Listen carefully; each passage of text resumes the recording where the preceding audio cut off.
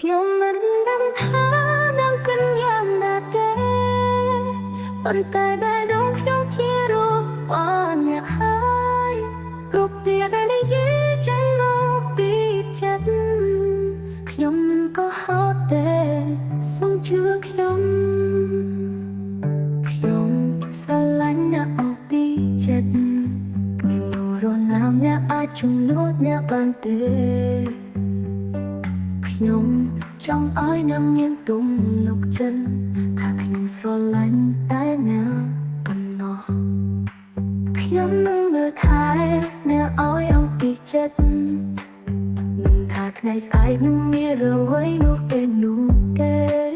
សូមឲ្យអ្នកស្ដាប់ចង់មកបេះដូងលោករបស់ខ្ញុំបន្ទាប់មកអ្នកនឹងដឹងថាខ្ញុំស្មោះត្រង់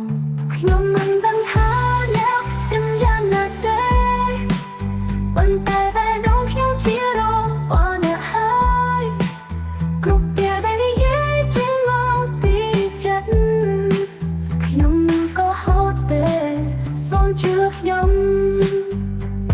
ស្រឡាញ់អ្នកអស់ពីចិត្តគ្មាននរណាម្នាក់អាចជំនួសអ្នកបានទេខ្ញុំចង់ឲ្យអ្នកមានទំនុកចិត្តថាខ្ញុំស្រឡាញ់តែអ្នកប៉ុណ្ណោះថាខ្ញុំស្មោះត្រង់តែអ្នកប៉ុណ្ណោះ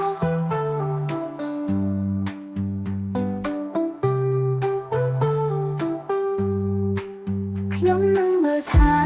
អ្នកឲ្យអស់ពីចិត្តមិនថាថ្ងៃស្អែកនឹងមានអ្វីនោះទេសូមឲ្យអ្នកស្ដាប់ចង់មកបេះដូងរបស់ខ្ញុំបន្ទាប់មកអ្នកនឹងដឹងថាខ្ញុំស្មោះត្រង់ខ្ញុំមិនដឹងថាអ្នកเป็นយ៉ាងណាទេប៉ុន្តែបេះដូងខ្ញុំជារបស់អ្នកហើយគ្រប់ពេលដែលនិយាយចេញមកពីចិត្តខ្ញុំក៏ហត់ទេសូមជឿខ្ញុំ